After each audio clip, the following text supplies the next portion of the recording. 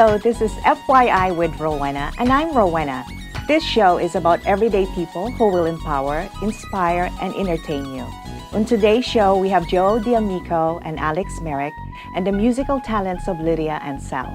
My first guest is known as the host of Las Vegas and is featured regularly as an analyst and handicapper in several publications such as the Las Vegas Review-Journal, Las Vegas Sun, Wall Street Journal, Time Magazine, and the Bloomberg News Report.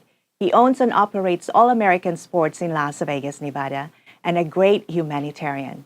I'd like to welcome Joe D'Amico to the show. How are you, Joe? I am wonderful, Rowena. It's great to have you here finally. I know, it's been a long time coming. I want to start by saying I'm a huge fan, and I want to tell all our viewers out there, you're pretty, when we watch you out there, you're even prettier in person. She's gorgeous, guys. Oh my God, thank you so much. You're so kind. Thank you. And you look amazing as well. So just tell us a little bit about you. Just give me a little bit of background about you. Well, where you came from originally and how you end up in Las Vegas. I started when I was 10 years old with football sheets in the schoolyard in New York City, the Lower East Side of Manhattan, in a place called Little Italy. I first came out here when I was 20 years old on a vacation, and I loved Las Vegas so much, I bought a house during my stay, and I never went back. Everybody seems to stay in Las Vegas. It's like the big people's playground, isn't it? Now what you do is so amazing to me. When we were talking, you were talking about the sports book and whatnot, and being an analyst on different publications and radio shows and talk shows. So tell me a little bit about the people that come to Las Vegas and gamble. What is your take on that? Well, I love it because it is our bread and butter. Las Vegas, among other things, it is the adults' playground. But, this city is built on gambling. And the average person, more and more, it seems like more and more people come here every year. As a matter of fact, last year, over 42.3 million visitors just to our beautiful city. Yes. And the average person that comes here and gambles and loses, there's a bad stereotype about it, and only loses about $450. Mm-hmm. But for that, Rowena, I want you and our viewers to know what they get. They stay in a top-notch hotel. They have the best weather in the world, great shopping, incredible restaurants, and the best mecca for entertainment anywhere on the planet. I agree. For me, that's a bargain for $450. Yes, I agree. A lot of people think that Las Vegas is just, the gambling, the culture is just the gambling and the hotel and the casinos. But we have a lot of things going on in Las Vegas.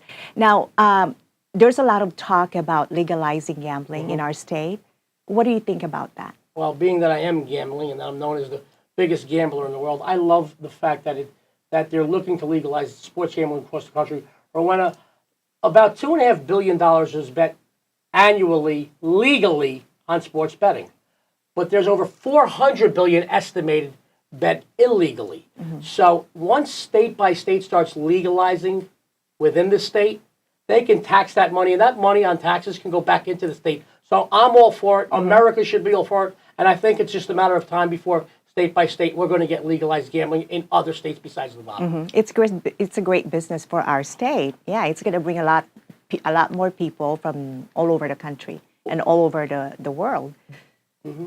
Being that we are the only state right now that does have legalized sports gambling, one way or another, every other state, the other 49 states in our beautiful country, once they start approving it and legalizing their own state, it's only going to help us because one way or another, different companies within Las Vegas are going to have like an octopus's tentacles. They're going to stretch out, and they're going to be one way or another involved in every other state's taking of those legalized sports betting. Mm-hmm.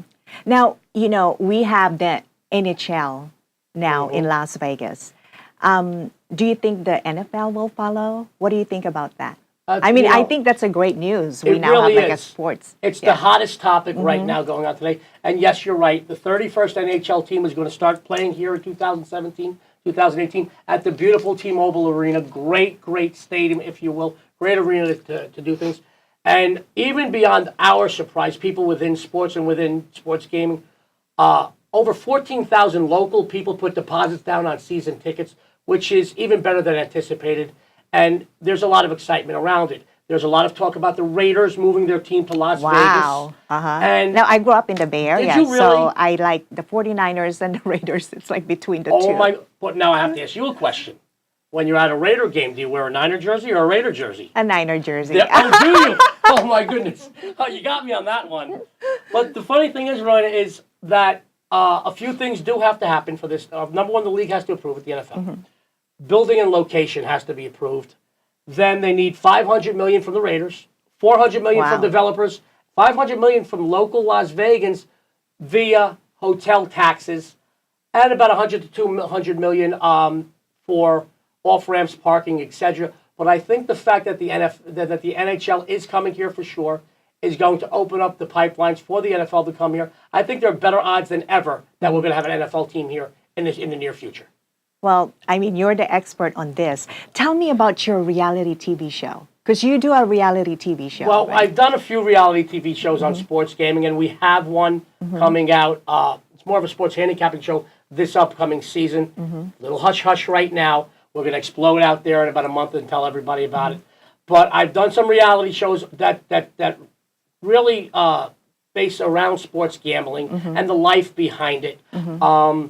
You know, it's an interesting life. It takes a different type of person to be involved in what I'm involved in. Well, you're also involved in a lot of charitable organizations and foundations, especially with the animals. And I think that's your first love. Tell us a little bit about that. Well, we every week we go down to Nevada SPCA, which for our local viewers is on Dewey and Decatur, 4800 West Dewey, and we go down there. They've got hundreds of dogs, cats.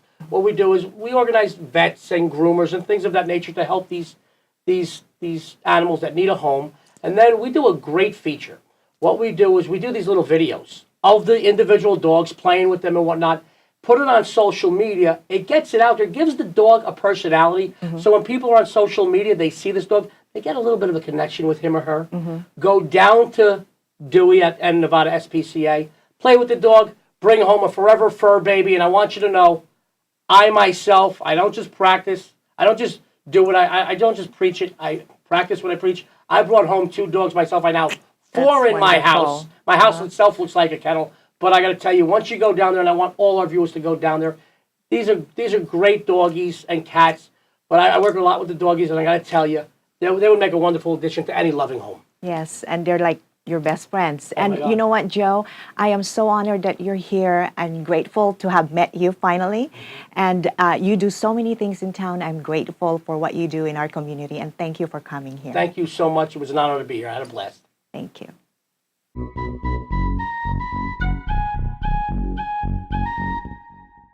My next guest has a very interesting profession. He is a member of Interpersonal Hypnotherapist and International Association of Professional Conversational Hypnotherapists. Here to talk about it is Alex Merrick. Welcome to my show. Thank you. Thank you. I am so excited to have you here. What you do is very interesting. Oh yeah. So tell us about you. Where are you from? I'm from Serbia originally. Serbia. Yeah. Wow. Yeah. So where is Serbia in terms it's of southeast Europe. Okay. Around just Greece, for the viewers that don't know where Bulgaria, Romania, Italy, very close to this. So countries. it's like the border of Hungary and Exactly. Romania and yeah, yes. That's very good. Yes, exactly. So how did you get into this profession? Actually, I have to tell you a little secret. Sure. Before I get in this I love profession, secrets. I was scared of this profession and scared of being hypnotized. I didn't believe I can be hypnotized in the first place. And but I was watching. A lot of people feel that. Like, I know. Yeah, I that's how know. I was when know. you I didn't first. believe it Yeah, can work. You know. Yeah. So I was like really doing a big research. I watched some of the videos. Gil Boyne, one of the most famous hypnotherapists ever, he did amazing session on the lady that she has problems with panic attack and anxiety. She went for 350 sessions with psychiatrists, and she It didn't help. No, and he did it in one session. Wow. So I have to be a little bit brave to try it. And I said, if this really works, I'm going to choose this as my profession. So for me, to be part of my profession, I need to try it. But at the same time, I have my own problems what I wanted to work on. So I call one lady that she's really certified and highly recommended therapist. So I said, I would like to come, I want to try it. She said, you know what?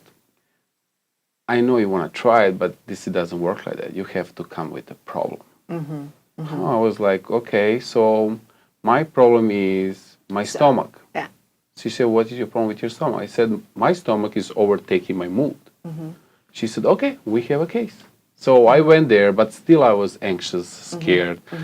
So you do basically a lot of like, if they want to quit smoking, they want to relieve their stress and Exactly. and all. Can you make a dog bark? A dog bark? No, this is not about it. That's exactly what I'm trying to explain to you. That is the thing what I was also thinking when I go there, that she can do it to me. Okay. But when I went there, she explained to me that hypnotherapy is safe, organic. I'll be in control. I will do everything what I want to do. So there is no way I can bark like a dog. And I just relaxed. She did amazing session. I came home and I talked with my friends and I said, you know what? This is amazing. It's so organic, so natural. I feel so good after the session. I still now, after 2 years, I don't have a problem with my stomach. So That's I amazing. really believe in that. And I really get focused to finish the school and become one of them. That's wonderful. Now, what is the difference between hypnotherapy or Hypnotist meditation? and Hypnotism hypnotherapy, and yeah. meditation. A hypnotist, actually first about meditation, everybody think that hypnosis is actually meditation. It's similar in one way, but hypnotherapy, it's way above that. We're going to deeper level of state of mind. So again, there is a question you ask, the difference between hypnotist and hypnotherapist. So hypnotist are usually, there is a few different type of hypnotists. One is stage one, like you sing in the shows in casinos. Another ones are just focused on NLP, neuro-linguistic programming, that trying to build the confidence, motivational. There is ones who just focus on stop smoking and losing weight. But Now- hypnotherapy is one level above that. Now, it's very interesting because like I am one of those people that's very negative. Like, I don't think I can be hypnotized. But when you did it to me, we actually did You it. did amazing. Yeah, and I Yeah. fell asleep. Yeah. It's like, wow. And just follow my hand. Take a big breath in. And exhale. And take a big breath in. And exhale. And again, the deepest you can. Your eyes getting droopy, drowsy, and sleepy. Getting more and more close, closing. I am so honored for you to be here, and we would love to have you back and talk about more of what you do. And Of thank you course. so much for being here today. Thank you for calling me. I'm so happy being here with you. Thank you. today. But now I have to leave you because we have a very special guest waiting. Nice. We have a great surprise for all of you, and I'm just going to talk to her a little bit and let her do her thing. Lydia, oh my God, I'm so excited to see you here, and thank you for being here. Now, you're doing so many things. What are you up to these days? Oh my goodness. Well, besides the freelancing, the violin that everyone knows that I do, I have my own DJ violin project, and I have a couple places that I play at. I play at Kona off of Las Vegas Boulevard at Fashion Show Mall, and then there's this new spot called Saki Rock at the park, which is by T-Mobile Arena. So I'm actually starting with them this Thursday. They're doing a whole new industry night, and it's really a cool, fun environment there. Everybody kind of, everybody gets together and they do little vignettes, and it's very interactive. The people who come to visit, they'll do sake shots or whatever, and there's an MC who kind of keeps the whole atmosphere going. So I'll be doing from 7 to 10 DJing, and then coming out doing features on the violin, interacting, just wireless around, having some sushi. Oh, that's wonderful. I mean, you're just a beautiful person inside and out. We're so excited to watch what you're going to do. So we're going to leave you to it, okay? Thank you so much for having me. Congratulations on the show. Thank you.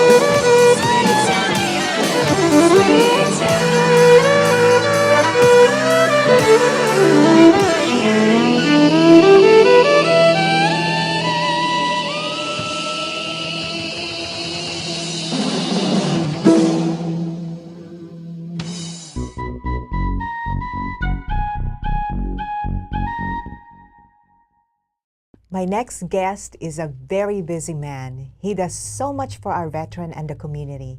I am in awe of the work that he does, and I'm so happy that he can join us today. Let's welcome Arnold Stalk. Thank you. Dr. Arnold Stalk. Thank you for having me. How are you today? I'm great. How are you? I'm doing great. Thank you good. for being here. Oh, absolutely. Thank you for having me. You do so much for the community. You're a very busy man. Every Well- time I see you on Facebook, you're doing something, or you're in Washington, D.C., and you're a champion for veterans. We are. My father, who was a World War II veteran, before he passed away, asked me to do something for veterans on a big scale. And so this is a big scale to us. And I'm just pleased to carry the message of our veterans and the plight that they suffer on a daily basis here in Southern Nevada. It was just an amazing thing to see that this, right in our midst, was going on for our veterans. Our typical resident is a veteran that has, for some reason, fallen through the cracks. We house families with newborns, all the way to veterans that were in World War II. Their families have forgotten them. Their benefits ran out. And we provide a respite for people to get their lives together so that they can move on into permanent housing. Veterans Village is a converted Econo Lodge motel, and we completely gutted and rehabbed the services that were provided here, which was a motel, turned it into a special needs housing development. We were blessed to get a major grant from the Home Depot Foundation, which is in excess of $1 million, and we completely renovated the facility.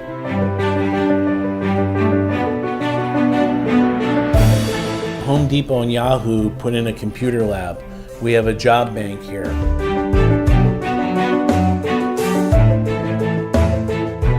We have a clothing closet. We have a food pantry. We have our living units. We have 12-step rooms. We have all those services here. And the best part about those services is that they're mostly staffed by volunteers. So tell us how you started with Veterans Village. Started with an idea on a napkin at a coffee shop with two other community people, and throughout my career, I seem to end up rehabbing motels and turning them into special needs housing developments. And so we are located on the Strip in downtown Las Vegas, right on the Strip, an unlikely location, and we've completely gutted and rehabbed this. We house 150 people a night. That's amazing, because I know that used to be a motel, like you said. Correct. Yes. And so tell us, in terms of the veterans, what do you see every day? Like with these veterans, what kind of problems and issues they have? Well, we're open 24/7, 365. We've never closed the front door since we opened. And I did that because too many times agencies and governmental agencies and other organizations are closed on the weekend or at night or at 3 o'clock in the morning. And crisis, when people are in crisis, they don't have times. There's no set time of when they need help. And so we see all sorts of things, from real minor little tweaks in people's paperwork and things like that to housing them. And so we're like a social service, we're like the emergency room at a hospital, only the social service version of that. So we triage the person, find out what their problem is, and then we work with several other agencies and companies in the Valley to assess it and to solve that problem and let them get back to off the streets and economically and socially self-independent. Very good. So That's our goal. That's amazing. How many veterans are living there right now? We have 150 a night, but we serve over about 5,000 people, veterans and non-veterans, because we're located right in the heart of the Valley. So we serve a lot of people all day with crisis intervention. Everything from people, families with children, to we've had World War II vets stay with us. Wow. And so it's been an amazing journey, and we're just in the process now of expanding to 2 more facilities in downtown that are bigger than ours, so that we address this problem and solve it, not ourselves, but in conjunction with all the other agencies in the community that we work with. That's very good that you're doing this, because a lot of people don't realize that the veterans need help. Correct. And it's great that we have organizations such as yours mind. As you know, we Yes. Shine Family Foundation. Yeah. So it's great that you're doing this. I am really in awe of what you do.